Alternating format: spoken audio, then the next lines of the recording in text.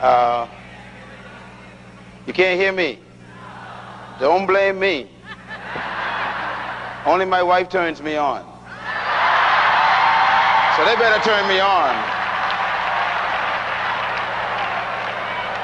Amen. Is that better now? Just a little bit more? All right, get your Bibles, please, and a clean sheet of paper. I want to do two things today, and we're going to take a break to come up for air.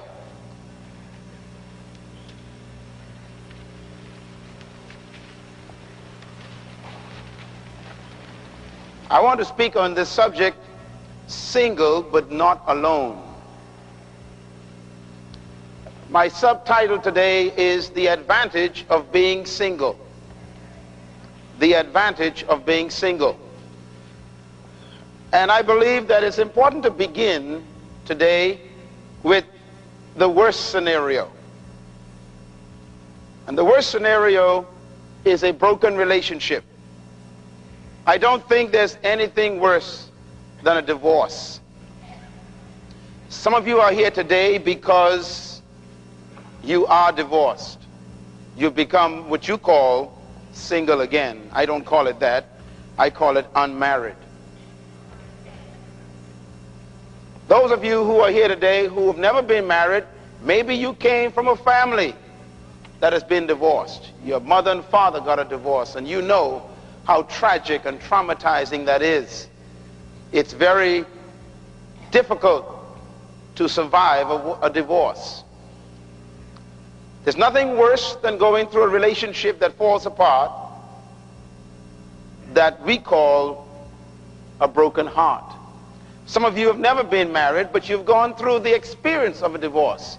And what that means is you had given yourself to someone at a certain level of emotional attachment, and then something went wrong in that relationship. Maybe you were engaged to be married, or maybe you went with a man or a woman for a few years and then it didn't work, and you went through a very difficult tearing of that relationship. And so you did have some kind of experience of what a divorce feels like. There's no human experience more tragic than a divorce. Divorce is defined as the death of a relationship. Write that down. A divorce is the death of a relationship. Again, that may not be necessarily between two married people. It may even be between two people who have been very close for a few years, and then something went wrong, and your heart goes through that trauma. That relationship died. Divorce is worse than physical death. The answer to most people's question, why is divorce so tough? The answer is because divorce is worse than physical death. Some of you are nodding your head because you've been through that. You've been married for a few years and then something went wrong with the relationship. And the reason why it's worse than physical death, and I want the people who have never been married to understand this so that you can slow down. Because you think that marriage is a solution. It's not a solution. Why is divorce worse than physical death? Because divorce is a death without a burial.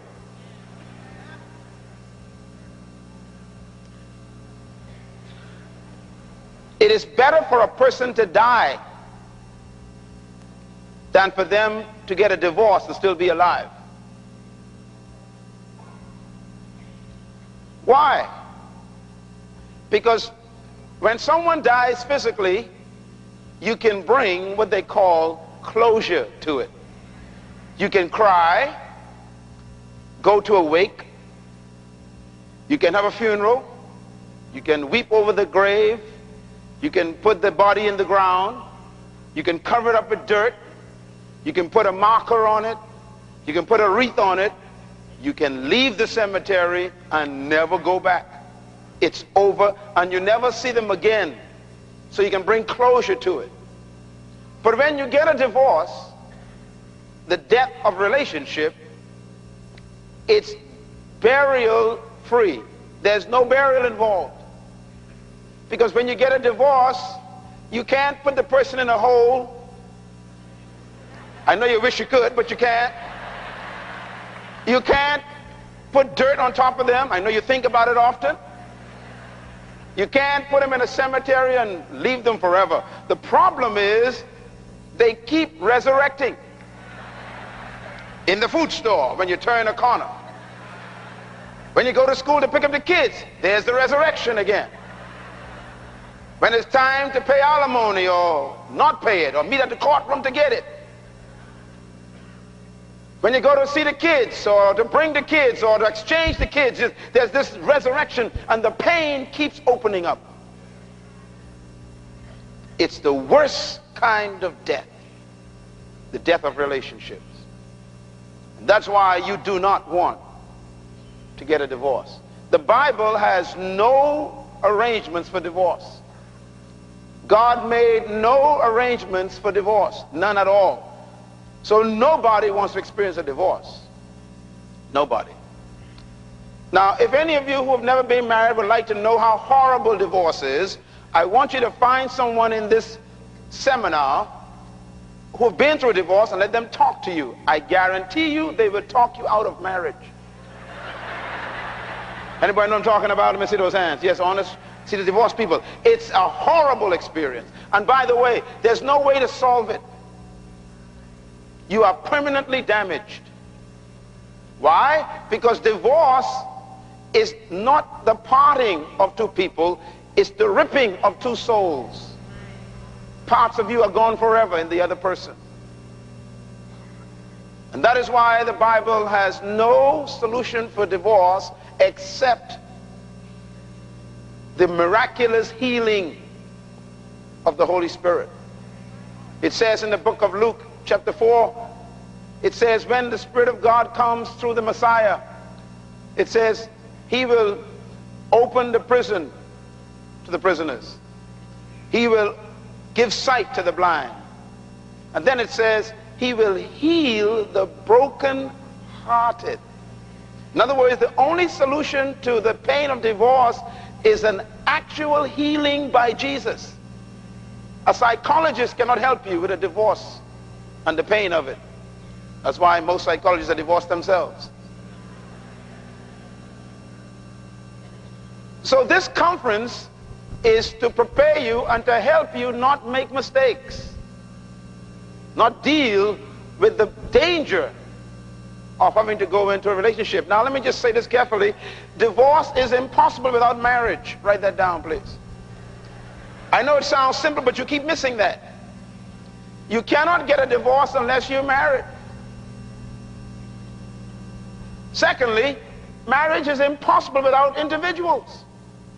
So you need marriage to get a divorce, but you need individuals to get married. So the prerequisite for divorce is marriage. And the prerequisite for marriage is individuals. And thirdly, marriage, because it's the prerequisite for divorce, is more important than divorce. Now, if marriage is necessary for divorce, and individuals are necessary for marriage, then the most important thing in relationship is not divorce nor marriage. It's individuals. Let me put it this way. Singleness is the prerequisite for marriage.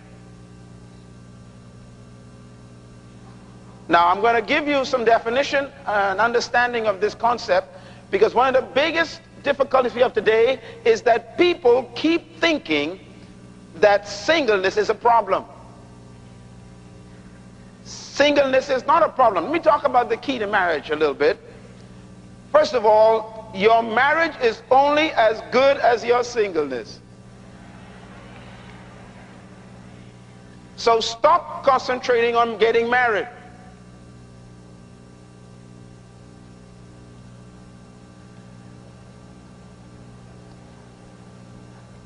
Your relationships are as good as you are.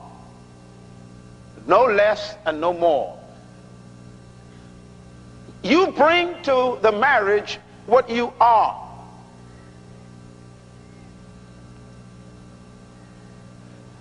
When you walk down the aisle in your white dress and your tuxedo Whatever is wrapped up in those clothing is what the other person gets.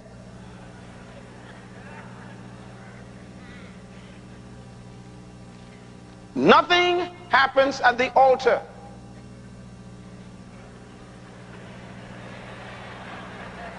If you are lazy before you arrived, they are taking a lazy person home. If you are stingy before you arrived, they are taking a stingy man home. If you are stupid before you arrived, you got a well-dressed stupid person. No more, no less. If their feet smell before they came to church, you take stinking feet home with you. Very important. No miracles happen at the altar. Just faith in words. Singleness is a myth. It's a myth to me. It's not real. And I want to destroy the myth of singleness today. I want to give you a good point to write down, and that is, it's okay to be single, but it's not okay to be alone. Matter of fact, God wants you to be single. What he doesn't want is for you to be alone. The first defect that God found in his creation was this defect that he called alone. God normally, in his creative process, makes everything perfect. But the first thing God found wrong or defective in his product was the fact that he called, this is alone, and this is not good for me. It is not good for the product to be alone. Let me just clear up a point here, and that is, it's not a singleness problem that we have. It's the problem of being single. There's a difference. We think we have a singleness problem. No, we don't. Our problem is being single. You should never get married until you are single. I'm going to pause for you to get that point. I'm going to say it very slowly. You should never get married until you are single. Most people get married because they are alone.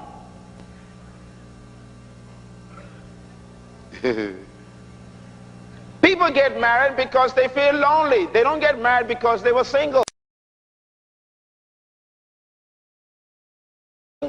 And that's why you should never marry a person until they're single.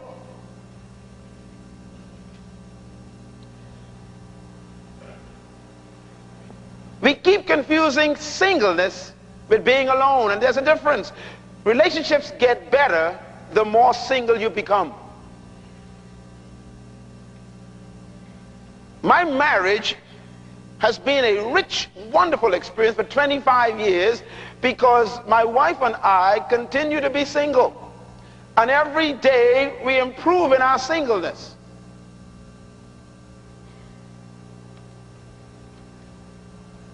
Singleness is more important than marriage. And most of you in this room have never been single. All you've been is unmarried.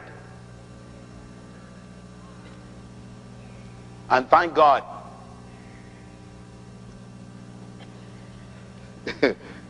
I was thinking when I was flying from Los Angeles here last night about the fact that most of you I'm going to meet today need to ask yourself a question. And the question is, if you knew you the way you know you, would you marry you?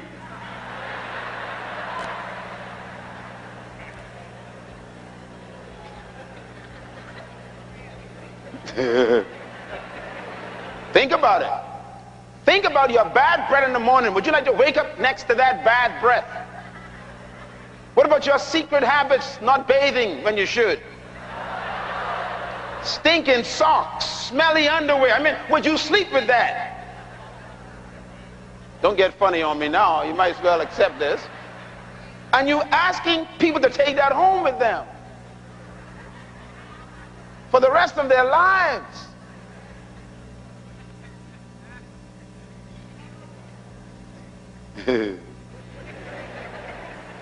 Singleness is a state to be pursued, not avoided. And that's why it's important to have this session, because we keep misunderstanding the concept of singleness. It's a myth. We think singleness is a negative. Singleness is the most positive thing in the world, and it is the key to relationships. As a matter of fact, to be single should be the goal of every married person. How's that for a confusing statement? The more single you are, the more successful your relationships will become. Not just marriage. I'm talking about friendships. Some of you got horrible friendships and they keep falling apart and there's tension all the time and you cannot get along with your friends because you are not yet single. Could you imagine getting married like that? You can't even keep friendships because you're having difficulty with your own singleness. Let's talk about this very quickly. Singleness is actually God's idea. It's God's original foundational plan for you. And let me show you some perspective. Matthew 19 was read earlier. Let me just read it for you. Please turn there. I want you to underline this chapter for me very quickly. Matthew chapter 19 is an important chapter. It starts out with a question in verse 3 asked by the religious leaders to Jesus Christ our Lord. And they said to him, "Is it lawful for a man to put away his wife for any and every reason?" Again, they're talking about divorce. He answered, "Haven't you read that at the beginning it was not so, because the Creator made them male and female?" Stop reading right there. That's a powerful statement. They're talking about divorce. He ignored them. They're talking about a broken heart. He ignored them. He says, look, you guys talking about something I don't know about.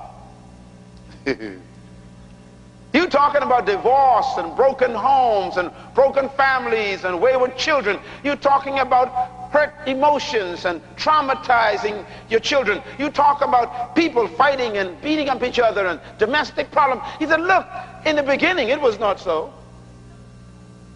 He took them behind Genesis chapter 3, back to chapter 1.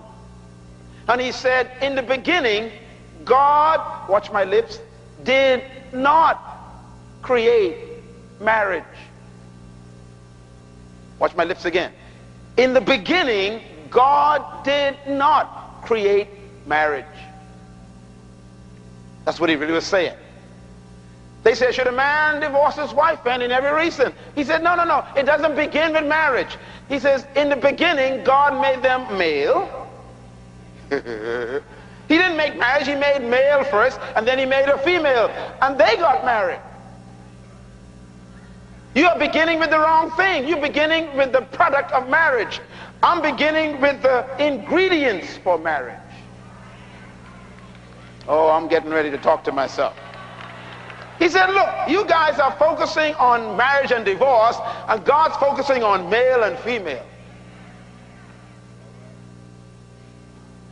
If you want never to experience a divorce, he says, you must begin with the male and the female in the beginning. Very important. He said, look, God doesn't know what you're talking about, and I'm God. I don't know what y'all are talking about. He says, I don't know what you're talking about. All I know is from the beginning, we made male, we made female. You guys made divorce. I never made divorce. Don't know what you're talking about. That's an invention of Moses. All I made was male and female in the beginning. Everybody's in the beginning. That's important, because you don't want to marry anybody who is not in the beginning. See, there are two males and there are two females. Let me tell you who they are. There's a female in the beginning, and there's female after chapter 3. There's a male in the beginning, and there's a beginning There's a male after chapter 3. And if you marry an after chapter 3 male, you married a hazard.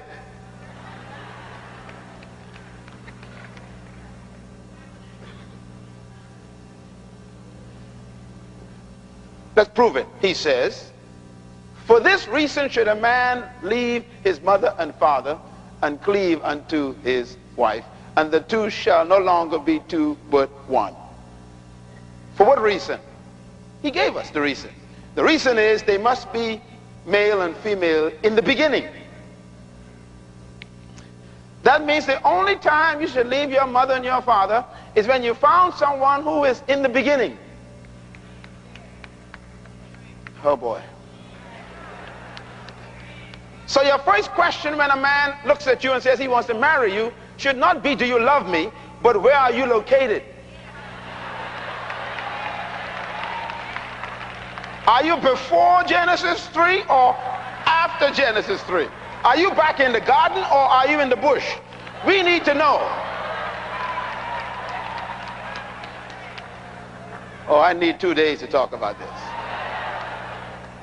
When she winks at you, brother, and say you're cute, just say, baby, where are you located? Are you before Genesis 3 or after Genesis 3?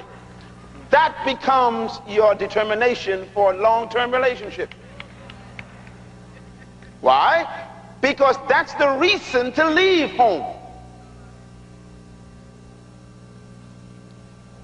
We keep leaving the security of our homes to enter tents.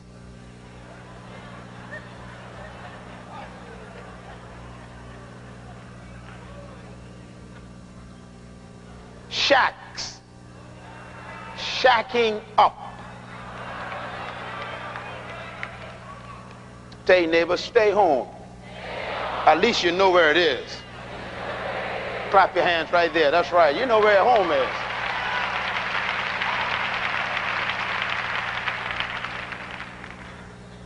Now watch this. Verse 6. So they are no longer two, he says, but one. Therefore, what God joins together,